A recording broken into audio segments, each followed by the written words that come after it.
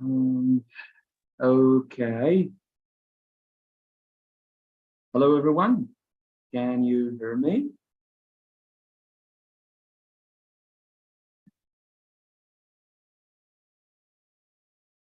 If you can Hello, drop Mr. something. Muhammad. Yeah, hello, Hello, hello. Mr. Muhammad. How are you? I'm good, thank you. So, yeah, is my voice clear? Yes, it's clear. Great. That's wonderful. Okay, and Nick, yeah, is also here. Very good. Okay, hi.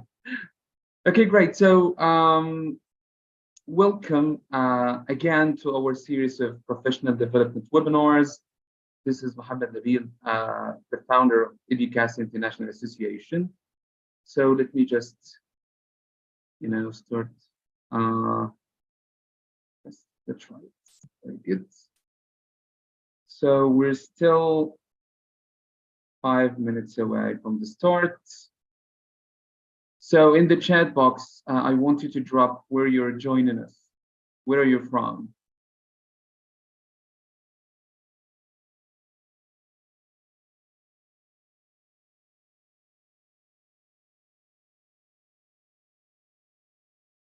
Okay, some people are joining us from Libya, Egypt, very good, Algeria, wonderful. Oh, from the UK, yeah, I know. It's fine. Egypt, Guatemala, that's great. You know, what I really like about these webinars is that we meet together, although we are in different parts of the world, but we meet to develop professionally, to listen to the experts, right, and learn from them. That's right, very good, great. So we've got people from Egypt, Guatemala, we have people from the UK, Libya, Egypt, Algeria. That's great.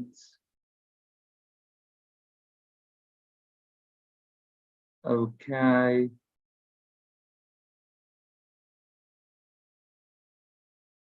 Actually, I can see lots of familiar names here on the list.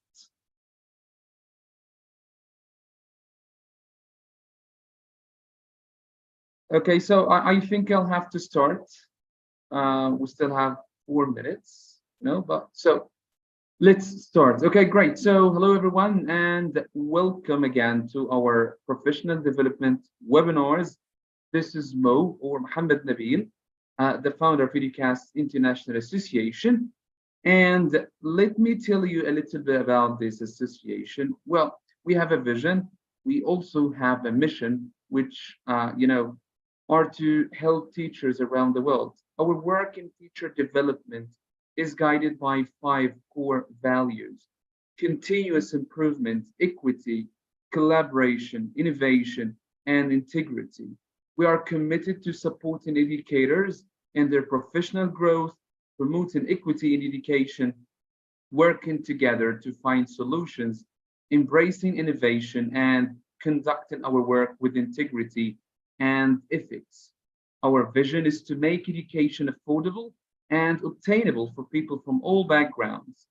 Our effort is to always bring forward the latest methodologies of teaching for every teacher. We want to ensure that they are equipped with the knowledge of established as well as up and coming techniques of teaching. The goal is to make the educator proficient and globally viable.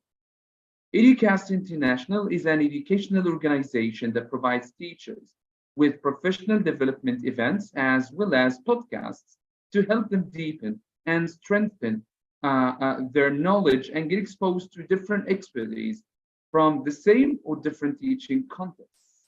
The organization's mission is to empower teachers around the globe by providing them with professional development opportunities via international and regional conferences, webinars, and podcasts. As you might have heard, our services include professional development webinars, international online conferences, podcasts, and consultations. Well, today we have a very special guest, and actually I'm very honored and proud to be meeting with him again. maybe for the third or the fourth time, we have Nicholas Peachey, a tech expert, the learning technologies consultant, trainer, and writer. And today he will be talking about exploring artificial intelligence tools and resources. So, Nick, are you there? Can you hear me?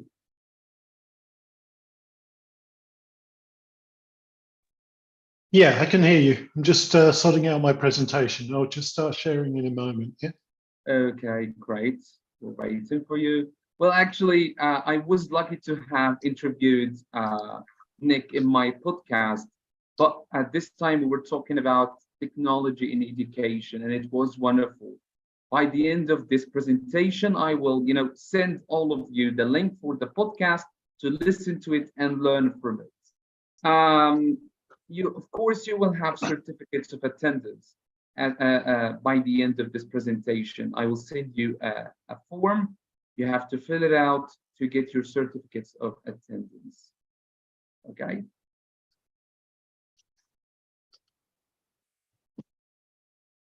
Well, hi there. Hopefully you can see my presentation now.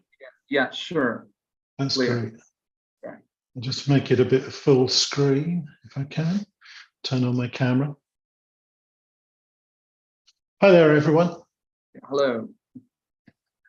I'll start by apologizing a little bit. I'm recovering from COVID at the moment, and so my voice tends to go, and I tend to have to start coughing every now and again, but hopefully it won't be too disturbing for you. I'll try and mute my microphone if I can when I have one of my coughing attacks, and hopefully it won't last too long. Get well soon. Hopefully, yes. Sooner the better. Okay, so this session is on AI in the language classroom and looking at some of the challenges and the opportunities. Just a bit about myself. I'm director of Peachey Publications, the pedagogical director. Just to start my coughing already. I've worked in English language teaching for about 30 years now, and probably most of the last 25 of those have been involved with the use of educational technology in the classroom. And I did a master's in education, which I started about, I think it was 1998 or something like that. And so I was quite an early adopter of educational technology. I've been nominated for British Council Innovations Awards 6 times, and I've won twice. So there's my kind of kudos is that I've won the 2012 Award for Excellence in Course Innovation and the 2016 Innovation for Teachers Resources, which was for a book that I wrote and self-published, which was the first book I wrote and self-published for Peachey Publications. More recently, I've published a book called ChatGPT in the Language Classroom, which goes along with a course. You can take them separately if you want to, or you can have them both if you do the course. And that's what most of the information from this evening comes from, that course. And if you want the presentation and all the links from the presentation that I'm doing this evening, if you wait until the end, I'll share a QR code with you, and you can access the whole of the presentation with all of the various prompts and the interactive buttons. So things like this, these little buttons, hope you can see them enlarging along the bottom there. If you click on these, they'll take you to the things I share on LinkedIn or the things I share on YouTube and things like that. So you can follow to my social media presence or check out the book and the course if you want to. Okay, I'll get started. My earliest interaction with AI within the context of teaching was actually back in, I think it was about 2001, 2002. At the time, I was working as a teacher in Morocco and for the British Council, and I had a group of students who were teenagers, quite young teenagers, maybe only just teenagers, maybe about 12, 13. As teenagers tend to be, they were a bit self-conscious about speaking to each other and communicating with each other in English, because obviously they spoke French and Arabic, and they didn't really see why. Excuse me. So I was looking around for things that I could do with them to get them interacting in English. And one of the first things that I thought of was perhaps I could get them into a chat room where they could sort of type and interact with other people online. And then the more I thought about this, I thought it wasn't such a good idea. I had no idea who these people they'd be chatting to were. And I had no idea what they'd say. And most of the interactions that I'd had in chat rooms anyway, weren't particularly good. They were kind of, hey, what's up? What are you doing? Where are you from? And that was about it. But at the time, there was a film that had just been released called Artificial Intelligence. And it was a very good film produced by Steven Spielberg, but it was based around the Pinocchio story. You know the story of Pinocchio, who's a wooden boy who tells lies and he wants to be a real boy. The film was a modernized version, and in the modern version of the film, the Pinocchio, or the boy, was an android who looked exactly like a real boy, but wasn't a real boy. He was an artificial intelligence robot. But he wanted to be real, and he wanted his mother to love him. And it was a very interesting film, but it also had a website that went with it. And on the website, there was a chat bot. And the chatbot was quite simple. It was just a line where you could type in a question and ask the robot questions, and it would answer them in English. So I thought this would be a good thing to do with my students. And I got my students interacting with the chatbot, asking it questions, and they really enjoyed this. Excuse me again. And they really enjoyed this. They used a lot of language. And what I saw was that, they were able to ask almost any question they wanted, and the chatbot would still answer. Unlike sort of going into a chat room with a person, the chatbot had no self-consciousness. It wasn't worried, or it had no ego. It would answer whatever questions they wanted, and it would try to answer them truthfully. And so they had some very good discussions with it. But they also found after a while that it got confused, and they realized that it wasn't a real person answering, because it couldn't follow a longer line of conversation. It was very good at answering a single question and then answering a very difficult question, but a different question. But if they tried to reference back to earlier in the conversation, it had no memory of the earlier conversation. So it was a bit like having a conversation with a goldfish, if you like. They have something like a 2-second memory, or so we're told. And so they couldn't build up a longer, more in-depth conversation on anything. And that's been the case with chatbots for quite a long time, until, November of last year, when OpenAI released ChatGPT. And that was really a quantum leap forward for chatbots, which is what ChatGPT is. And these are some of the really important things that I think it's moved forward with. It can respond to questions in a very spontaneous way. And it isn't limited just to responding. It can sort of dig for more information and ask follow-up questions. So that's very impressive. It can follow conversational threads. You can have a very long conversation where you reference back to something 3 or 4 turns before, and it still understands what you said.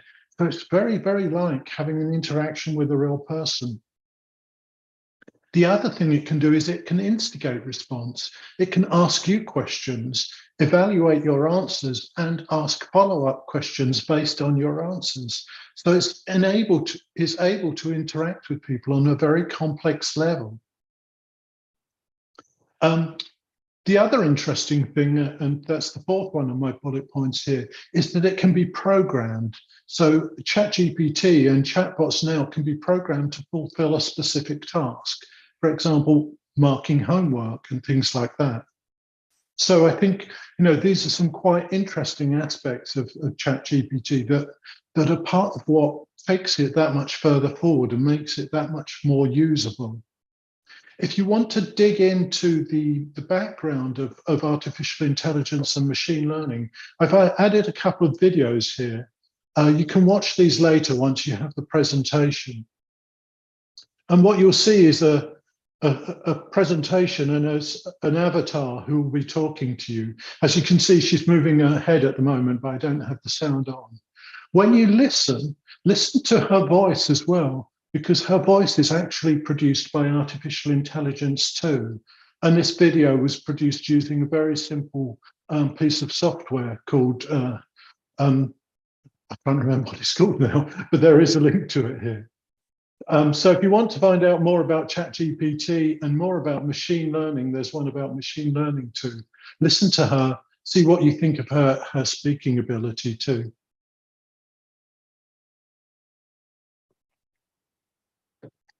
How many of you have already used ChatGPT? Can you type in a yes or a no? Or a similar tool?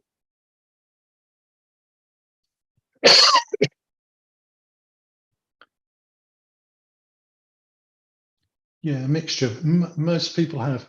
Yeah, lots of people have. How many of you have tried it with your students as well? Say, yes, I have, if you've tried it with your students. I'd like a yes, I have.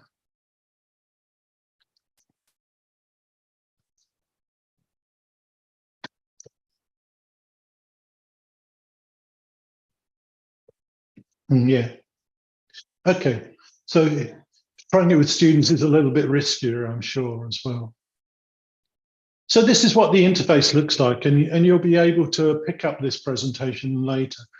Please don't annotate on the presentation because everybody will be able to see it and it will be recorded on the video too. So if you're annotating, I've just seen a little yellow line appearing, so please kind of get rid of it if you can. Okay, this is what ChatGPT looks like. I've put some little numbers over it so you can check out what the different things are later if you want to get a more detailed look at the interface. But the main parts of this part at the bottom, number 9, where you type in your response, and then the response appears above and your prompt appears. So anything that you type into this area labeled number 9 is called a prompt. It prompts a response from the AI. So if you want to check out these things, there are some interesting details in terms of what ChatGPT remembers and what you can go back to. So have a look at it later. So that's what it looks like, but it doesn't have to look like that, and it doesn't have to just be text-based. You can also interact with it using your voice and get it to respond to you using audio. And that you can do that using a number of plugins, but this is one that I particularly like. It's a plugin for Chrome, and it's called Voice Master for ChatGPT. So you can download that and add it to Chrome for free if you want to interact with it by voice, or if you want to get your students to interact with it by voice. As you can see, once you interact with it by voice, you'll see at the bottom, there's a kind of toolbar where the yellow part and the blue part is. So you can select different languages that you interact with it with. It doesn't just have to be English. And you can select the voice, whether it's a female voice or a male voice that you want to interact with and hear. What you see on the screen is actually an example of a task that I tried. And what I did is I plugged the voice app in and then I read a text to it and asked it to give me feedback on my pronunciation. So here you can see at the top, my prompt is, please give me feedback on my pronunciation. Then ChatGPT replies that it would. And then I read this text here, starting with, please call Stella. I chose this text because it has all of the different sounds of the English language in it. So it was like a good way to see what sounds it could pick up on and what sounds it couldn't. And then at the end of reading my text here, it gives me a list of 5 points in terms of feedback and pronunciation. But I could use any text. It doesn't have to be this text, and I could continue.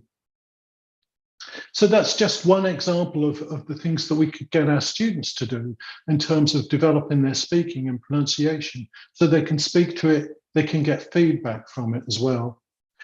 If don't bother about writing down the names of the websites, you'll be able to get all the links when I give you the presentation at the end, okay?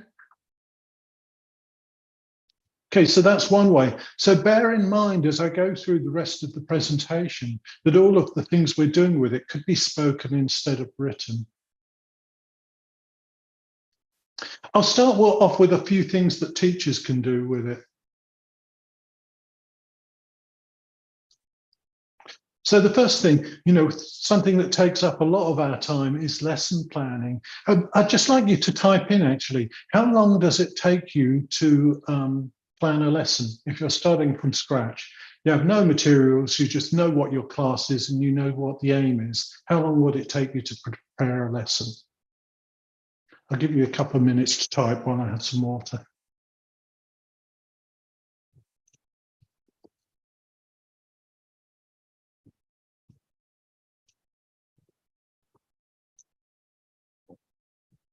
Minimum 30 minutes to 1 hour. Yeah, it's quite a time-consuming task, especially when you first start teaching. I remember, when I first started teaching, I had a course book, but it also still took me a couple of hours to plan a lesson possibly because I wasn't that confident or competent when I started off as well.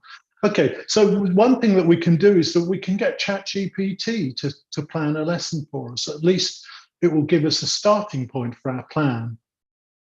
And I put here under the pop-up, there's a prompt here that you can use if you want it to plan a lesson for you. The first part up the top here, this is kind of a template. And you can edit this template, this prompt template. You can write in the time that you want your lesson to take, whether it's 60 minutes or 90 minutes. You can add the level of your students to it. You can add the aim of your lesson. And you can also add the type of approach you'd like it to be, whether you want it to be transmission teaching, test, teach, test, guided discovery, whichever ones of those you want. And I'll show you how that works. I've got an example one. I've edited it already. I've got a 60-minute lesson, and it's for teachers who are students who are level A2, and it's about narrative tenses, and I want it to use a test, teach, test approach. So I'll copy that. I'll go to ChatGPT, if my browser will let me. Okay, and I'll paste it in here. I'll make this a bit bigger for you so you can see better what I'm posting in. So there's my prompt. Maybe that's a bit too big. And I click enter. And this is how long it takes to write my lesson for me. Okay, I've got the lesson, narrative tenses, 60 minutes. I've got the objectives at the top here already. The materials, it tends to be quite traditional in terms of materials. I've got an introduction. And then I've got the test part of my lesson. Distribute worksheets with sentences, past simple. Okay, now I've got the teach part here. Okay, going through the tenses and then test again. And I've got a wrap up and suggestions for homework as well. And that was all done in what, 2 minutes, maybe less than 2 minutes to plan my lesson. Okay, it might not be the best lesson and I might be able to do a better one myself, but I don't think I could do it more quickly.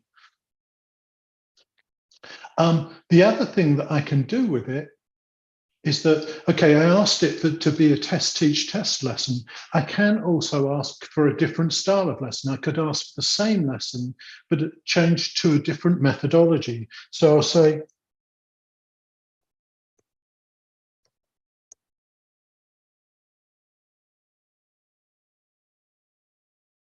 change this to guided discovery.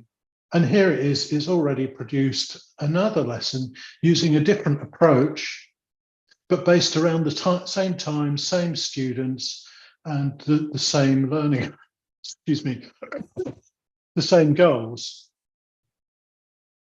I mean, this is interesting for a couple of reasons. I think it's great to have that it can apply different methodologies so that we can try teaching the same lesson in different ways. But it's also great if you do teacher training, because you can use these different lesson plans or show these different lesson plans to your trainee teachers, get them to compare them, see what they like, see how the different methodologies work out in reality. So I think that's nice. Okay, you know, as I say, it probably won't be a perfect lesson plan, but it's a good place to start, and it's a good place to start your planning from. You can just take this, you can take the parts that you like, adapt it, change it, and make it more suitable for your students. So that, I think that's a great way to do it. In terms of, you know, I saw one comment saying it doesn't always work, and that's true, it doesn't. But, you know, whether it works or not is really dependent on the quality of your prompt. You know, if you're giving enough detail about what you want in your prompt here, it will give you much better results. You know, if you're not giving it sufficient detail about who your students are, you know, what levels they are, things like that, what they've already learned, what they still have to learn, you know, then it will give you less good results. So be sure to sort of give it sufficient detail when you prompt it. The next thing we can do as teachers is, it is great to have the lesson plan. And in the lesson plan, it was talking about worksheets, giving a worksheet to your students or giving them a presentation.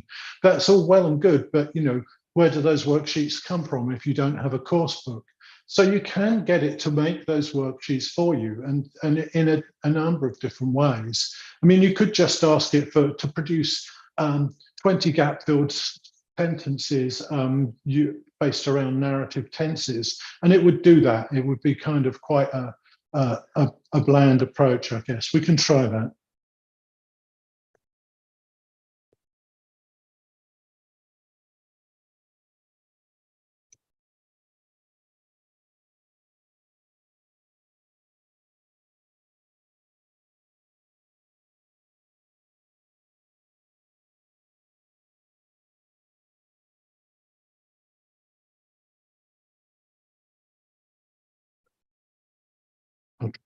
If I can get that right.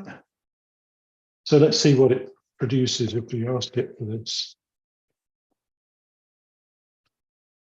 Hopefully it didn't get too confused by my spelling of narrative tenses, but it knows the concept. So here I've got, so that could be my worksheet. There's my 20 narrative tenses containing gaps. So as you see, you know, it can not only plan our lessons for us, it can actually produce the materials then as well. We'll just have some more time a minute.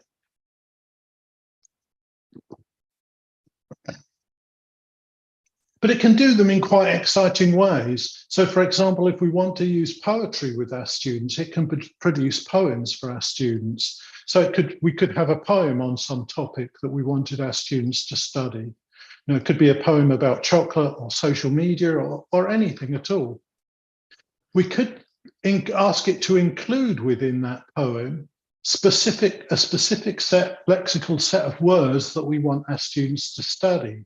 So we could get it to add these different words, and we just put the group of words in there and it will produce a poem around them. Something else that's quite nice about it is it will actually produce a poem in the style of a specific poet as well. So we could sort of actually, you know, if we're studying a particular poet in literature, you know, we can actually get a poem produced about in the style of that poet. And I'll demonstrate that quite quickly. New chat. Okay, and I'll edit my prompt. I want a poem about, let's have a poem about social media in the style of, let's say, William Shakespeare. So William Shakespeare would have never known anything about social media because it didn't exist in his time, but we'll see what he has to say about it. Just click, and it's instantly produced a poem in the style of Shakespeare and about social media. Quite a high level one with some difficult vocabulary, but he mentions Instagram, a gallery of our life, Facebook, Snapchat, LinkedIn, TikTok, and then he has a conclusion. In this new world, let's seek to find the balance to share our lives, but not lose our essence. for in the end, 'tis human connections dance that gives our lives their truest recompense. So he's not for it or against it. He sort of likes it, but we have to use it in moderation. So that, you know, that's wonderful, and a wonderful kind of way to sort of introduce a discussion topic or something like that on social media. You know, we could get students to predict what kind of response Shakespeare would have. You know, what would he think about social media? How would he use it? You know, and you could actually lead on from there and ask them to interview William Shakespeare about social media, you know, by asking ChatGPT to act as William Shakespeare, and then it will take on that role. So there are some great ways that's an example of a great way of producing materials. It's great to get our students writing stories as well, but often, you know, our students don't have the imagination to deal with, you know, creating the outline of a story and creating the story. So what we can do is we can ask ChatGPT to produce a story outline that our students can then turn into a story. So there's an easy prompt here: create a plot outline of a story, and you just give it the edit this and put in the topic, and ChatGPT will put in the topic. I don't think it's there's a question about plagiarism. I don't think it's plagiarizing William Shakespeare's poems about social media, because I don't think he wrote any. But we'll come back to that issue at the end. But, you know, what we're looking at the moment is looking at it in terms of you producing materials for your students rather than them producing. The other thing that's great about it is it can produce plays. You know, it's a great way to get students practicing languages, to give them a play and give them a dramatic script to work on, you know, and that way they get to express themselves in different ways that they wouldn't normally in the classroom. So you can ask it to write a play about any topic. What you will get is probably quite bland, but you can give it more detail. You could write a script based on a scene from a specific book. So, for example, if your students have been studying a book for literature in English, then you can ask it to produce a play based around a chapter from that book, and you can specify the number of characters as well. So, for example, if you wanted your students to work in groups of 5 to practice the play, then it will do that. It will produce a play with only 5 parts. You can actually, again, you can specify the style and the playwright if you want to as well. So we'll give this a chance. Write a script based on a scene. Okay, so I'll start a new conversation, new chat. Put this in, name of the book. I want my students have been studying Narnia, The Lion, the Witch and the Wardrobe, I think is the name of the book. And I want it to include 5 characters. I'll put them in groups of 5. And when I click on play, okay. It doesn't want to plagiarize exactly. Okay, so I'm going to edit my prompt.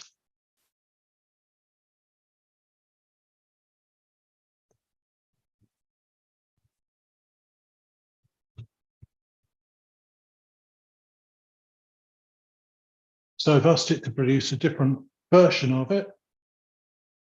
And now I've got my 5. And there's my opening scene, and there's my script. In terms of creativity, I could exercise my creativity and produce this script for my students myself, but I don't always have the time or the talent to do that. In terms of producing materials for my students, I have the creative ideas, but this takes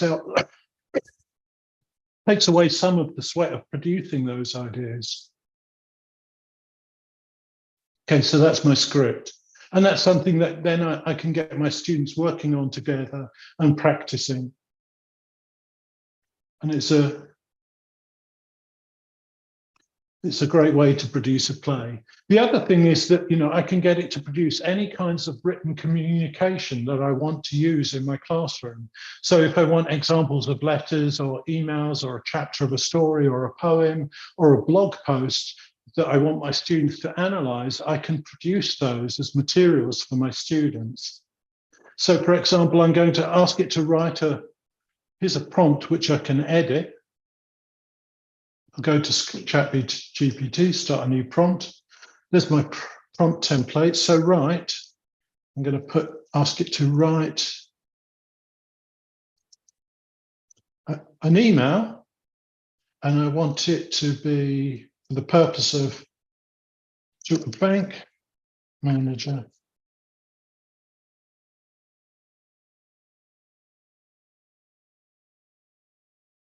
Okay, so I want to ask for a loan to buy a car. Okay. And it's formal, of course, because, that would be the style I'd need. So it produces an excellent example of a formal letter of application to a bank manager to ask for a loan. What I can do is then ask it to change the letter to an informal style. So then I have two examples of the letter that my students can compare, and they can look at what the differences are in terms of formality and informality.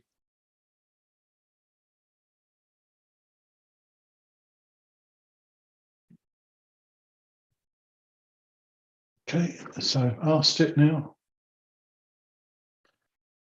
And all of a sudden I have this informal letter. Hey, bank manager, hope you're doing well. I'm reaching out to you because I've got some exciting news.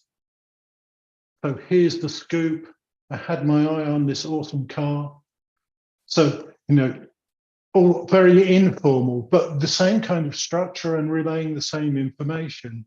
So we can get students then to compare those. And, again, I could have done that myself, but it would have taken hours of my time to produce those two letters. And here they are done within just a few minutes. So that's sort of a huge time saver for us in terms of preparing materials. Okay, so those are a few things that we can do as a teacher. We can get it to plan lessons, and we've got all these different ways that we can use it to produce the materials for our lessons. Now let's have a look at how our students might be able to use it to develop their own English. One of the first things, that everybody told me when I started learning a language is that if you want to learn a language, find a friend who speaks the same language or make friends in that language, and then you can practice it. But we can turn ChatGPT into our student's friend, and especially using those text-to-speech voice plugins that I was showing you earlier, they can then chat with ChatGPT. And it can become their friend. So this is how we would program it to become a friend. So this is a prompt. And in the middle here, you can define the kind of support you want your friend to offer. So, you could get it to be quite a critical friend, or a very supportive friend, or a very empathetic friend. So here's an example. This is a supportive, helpful friend who gives useful words of advice. Now, if I go back to ChatGPT and I put in this prompt like that, click on that, and it says it's ready to become my friend. So now when I talk with it, it will act as my friend, and it will respond and give me supportive advice. And because this little chat is saved in my library here, it's saved in my chat history, I can come back to it anytime and follow up the conversation. So my students, if my students are using this prompt, they can come and chat with it every day.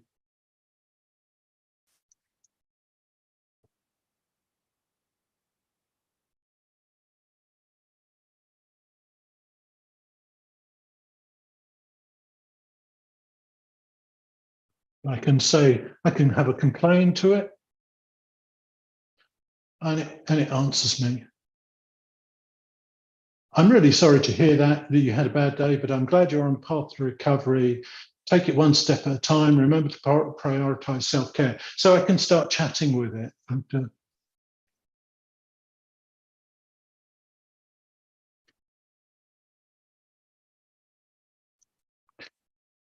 It doesn't have any feelings or emotions of its own. Okay, so in that way, you know, our students can have regular conversations with someone who talks to them and they talk back. They could decide what kind of friend it would be. They could make it a complaining friend and get it to talk back as well. They can also make it into a teacher. So, for example, if one of your students wants to improve more quickly, the others wants extra work, or if one of them has a weakness in some area of knowledge that they need to improve, you can get it ChatGPT to act as their teacher just by using this prompt, and it will set work for them and it will mark the work for them so that it doesn't add an extra burden to you. So this is really particularly useful if you want to differentiate learning and you want students doing different kinds of homework that suit them more appropriately. You can tell them what kind of work, what they need to work on, and they can get ChatGPT to work with them. So this is the example prompt. It says, act as my English teacher. I'll tell you what I want to study, and you will create activities to check and develop my knowledge. If you understand, say I'm ready. So ChatGPT says I'm ready, and it will help me. So I want to work on collocation.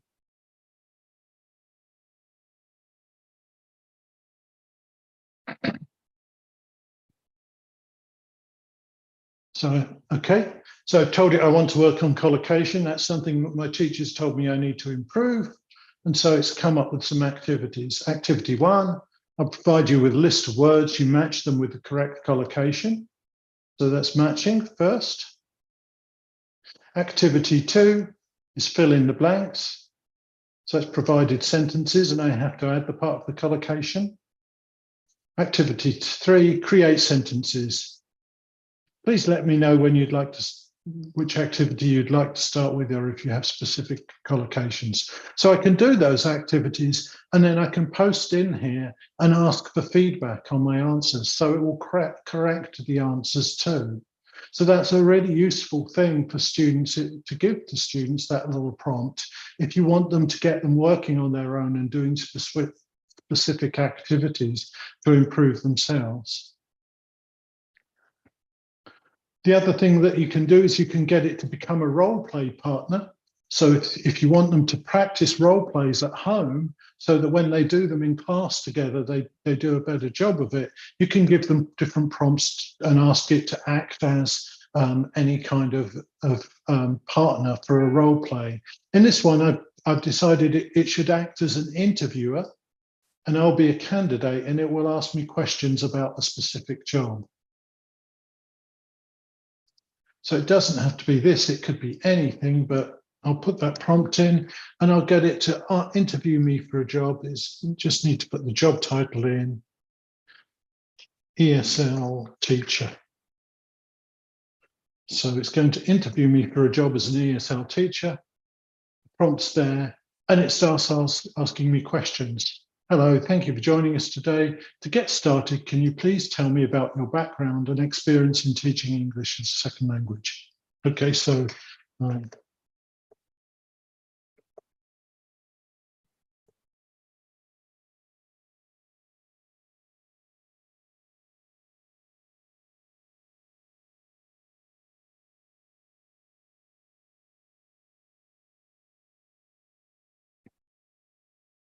okay. And it starts to interview me. That's impressive. With your extensive experience, you must have encountered various teaching scenarios. Can you share a specific example of a challenging classroom situation you faced as an ESL teacher and how you handled it? So that's quite, an in-depth question. And again, if I was using voice activation, I could just be answering it verbally and, I could continue the interview. And at the end of the interview, I can also ask ChatGPT to give me feedback on my answers and produce some example answers for me that would maybe have been better. So that's a great way to kind of, again, to get students preparing themselves at home for work that they're going to do in class. So they could practice their role play at home, get some feedback from ChatGPT, try to improve it, and then come and do it in class. And then in class, we're probably going to have a much better interaction. You can use voice with ChatGPT. I'm not using it now because I'm using my voice through Zoom. One of the final things I'll show you for students is how you can do interactive reading. And this is a very long prompt. If you were here at the beginning, you'll remember I said you could program ChatGPT. And this is kind of a program. And this one's is a program that creates a scenario from the Harry Potter series of books. Do your students read Harry Potter books? Can you type in a yes or no? Or have you read them?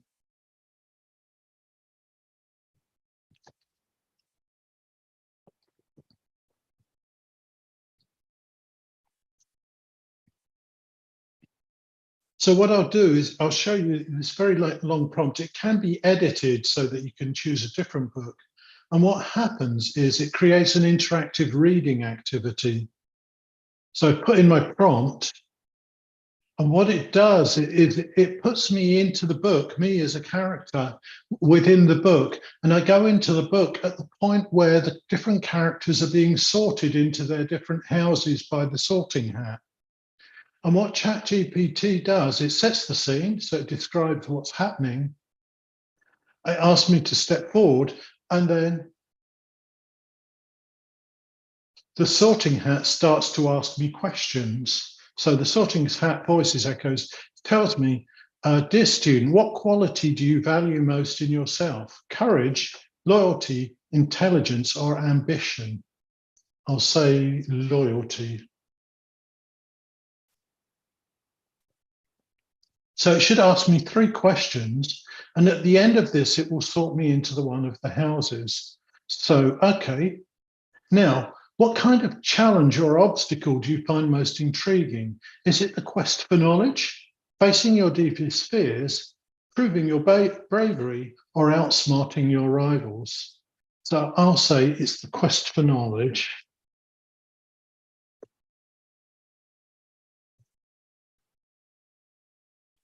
Okay. Last but not least, what animal do you find most fascinating? The lion, the badger, the eagle, or the serpent? So I'll say the lion. Okay, and it's decided that it will put me into Gryffindor. It's made me a Gryffindor. And then it describes what's happening next in the story. So I go to the Gryffindor table and I sit down next to a friendly looking girl with red hair. She says, hi there, I'm Lily. Welcome to Gryffindor. What's your name? What would you like to do? So I say,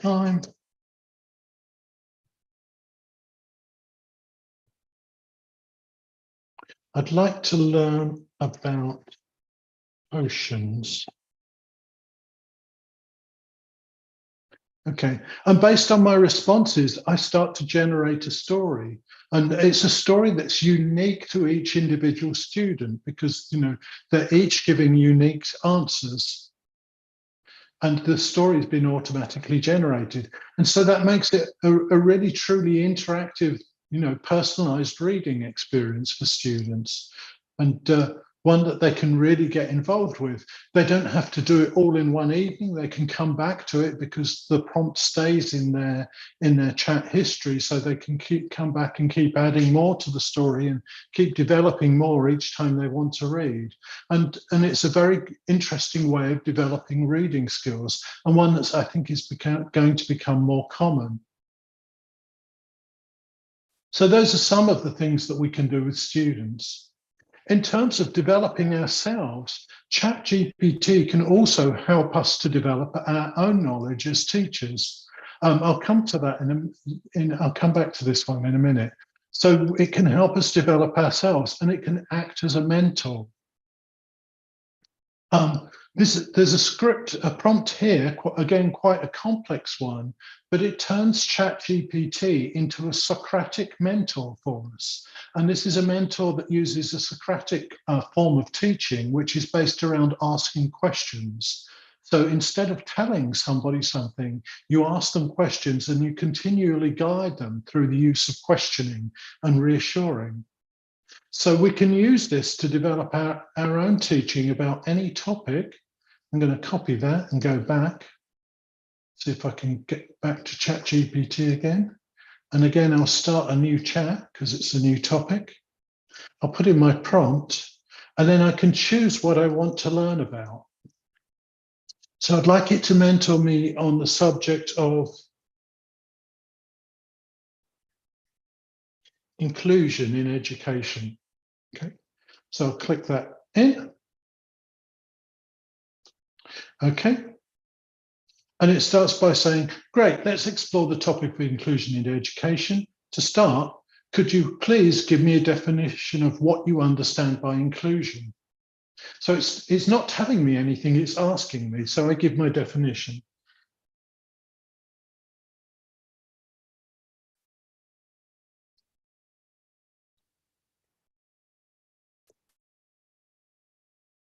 That's my definition. What's an error? See if I can read. If you ever get an error, just click edit, add a space, and then click save and submit, and it should get rid of it. There you go. Okay, so it replies, that's a good starting point. Inclusion in education does involve ensuring all students, and then it goes on, let's delve to a deeper level. What are some specific ways that schools or educators can help facilitate participation?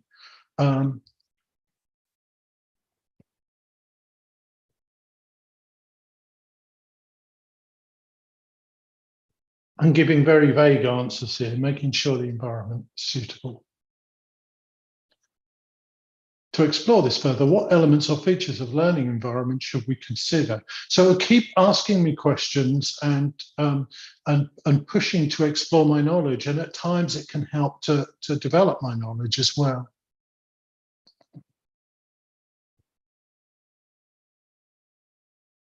Okay, so in this way, we can use it to develop our own teaching. I mean, I chose to center it for it to mentor me on inclusion, but it doesn't have to be. It could be any topic. It could be about teaching grammar, or it could be about teaching vocabulary, or it could be a specific approach like dogme or guided discovery. But it will mentor me and ask me questions, and I can come back to that as well. It doesn't have to be a 5 or 10 minute session. That chat stays in my history, and I can come back to it every night and ask a couple more and answer a couple more questions and interact with it a little more. And that's a great way to sort of develop my teaching and get some guidance from somebody who knows, from somebody who knows something. And often as a teacher, we just get the teacher development that we're given, or sort of the odd opportunity to sort of go and listen to someone on a webinar. But this can be very specialized individual attention that you can get from ChatGPT.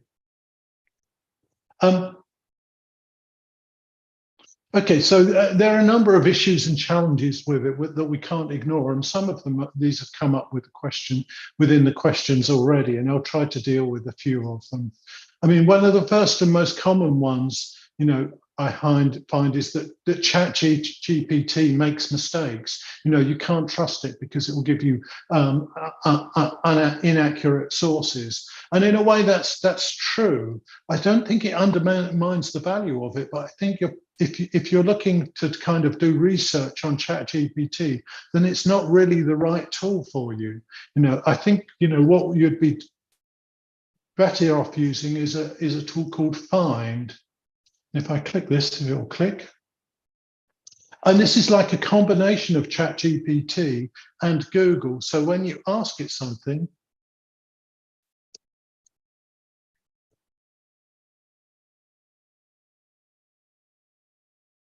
so I'm going to ask it to tell me about inclusion in education. What it will do is it will do two things.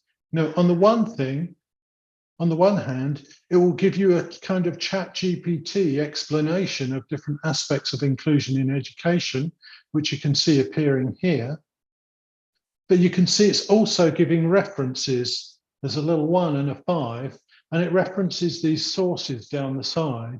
So that combines the two. It's giving you information, but it's telling you where it comes from. It's not making it up. It's actually taking it from specific sources, telling you what those sources are.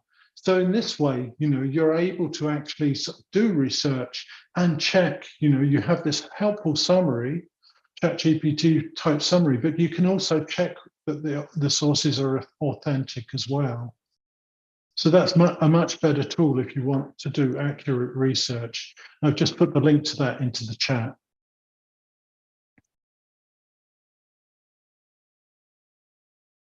One of the other common issues is around cheating. And I think this is probably a more complex issue, and I think, there is a tool called ChatGPT Zero, and I'll share this with you in the chat, that claims to be able to detect text that has been produced by AI. But to be honest, these tools are remarkably inaccurate, and they're not really to be trusted. And I think that they're also very easy to fool. You only have to change a few different words, change the case or the person, and it's very easy to fool these tools into thinking that it's been a human created text. They also quite commonly make mistakes and detect human created text as being produced by AI. So I don't think that's really the answer. I think what we really need to think about is, cheating isn't something new. It isn't something that's just happened because of ChatGPT. It's been around a long time, and I think what we really need to do is rethink the way we assess and evaluate our students in the light of what their needs are for the 21st century. It's likely that, in their coming jobs, they're going to be using AI tools. I think we all are going to be using them. So we need to train our students how to use them responsibly, and to have assessment that incorporates the use of these kinds of tools to assess students' ability to use them and to produce text accurately. And I think that involves rethinking assessment, making it much more personalized, so that students need to take from their experience, and they need to do, proper research or something like that that they report on. And I think, we need to start evaluating sort of things like critical thinking, less than just a text that they're producing. And the last of my sort of big challenges, I think, is, and this one's much harder to sort of answer, is the impact that this has on writing skills. If we can go to ChatGPT and get it to write an email for us, what then do we teach in terms of writing skills? How do we teach students to recognize what is a good example of an email as opposed to not a very good one? How do we teach them what good writing looks like?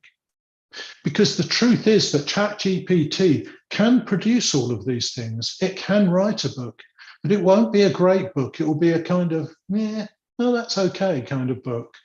And we need to expect our students to be able to do better than that. Sure, they should be working with ChatGPT to do it, but we still need to teach them how to do that. There's an interesting article here from a professor from a US university who's come up with a framework called SPACE. And the SPACE framework looks at how he's getting his students to use ChatGPT as part of producing their academic writing. And so I think we need to look at frameworks like this and think about, how they impact on writing skills, and how we need to change writing skills and develop the way we teach writing skills to incorporate these kinds of tools. So those are my three big issues. And what I'll leave you with is three tools as well. Excuse me a minute. The first one is called Open Assistant. And this is like an open source version of ChatGPT. It's free and anyone can use it anywhere. It's not limited by location either. So, if you're in a country where ChatGPT is either banned or isn't available yet, you can still use this. There's no geographical restrictions on it. And it works in the same way as ChatGPT, and you can use all the same prompts that I've used in this presentation. Another really useful thing is this one called Audio, and it's it's a very useful tool for producing listening activities for your students. All you have to do is type the text and it will produce the audio for you. And the voices are very realistic and very, very easy to believe and easy to share. It's free as well. So this one is like a pronunciation practice that I created, and I can grab a link from there and I can share it with you if I want to, if I can remember how.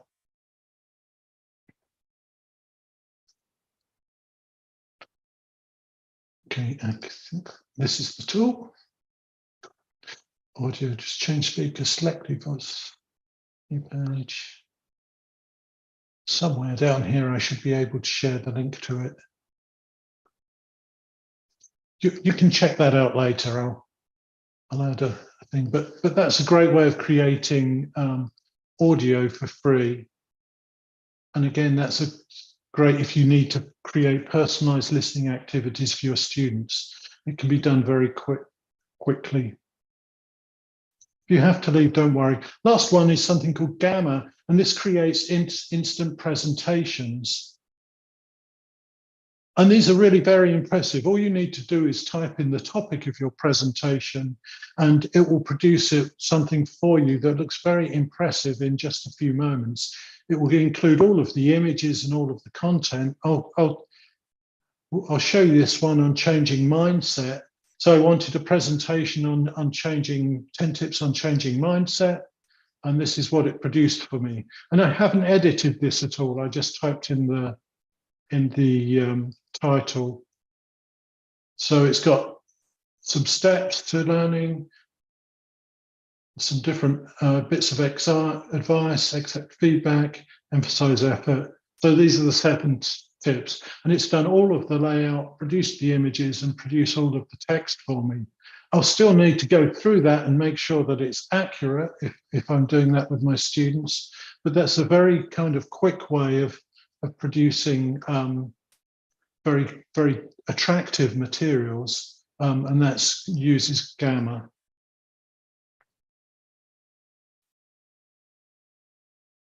Okay, so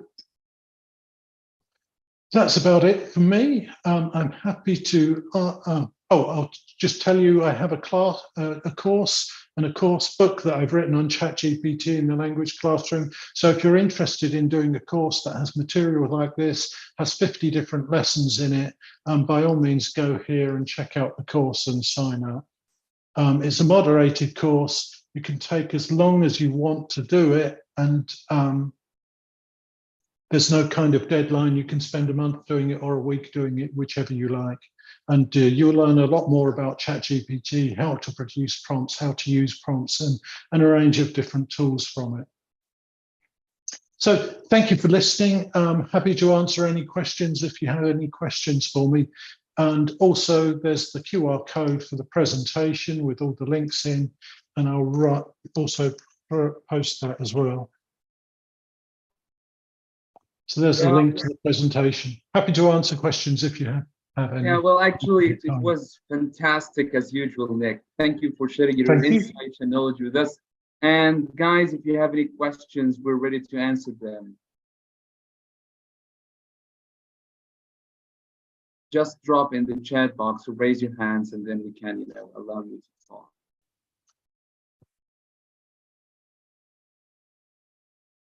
Well, the people, find it really insightful. Thank you very much. Thanks for your fantastic presentation. Thank you so much, Peachey. It was really helpful.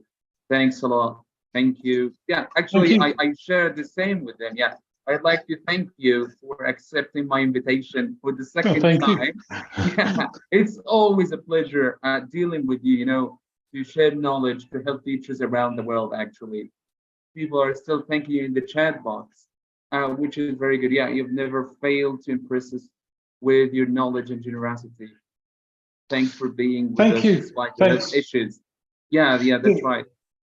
Do go through the presentation. Make sure you grab the link to the presentation and check out those links, check out the prompts, and enjoy using ChatGPT. You know, these are wonderful free tools, and take advantage of them. You know, they can save us a lot of time and a lot of effort. So actually, we have a question here. Can I?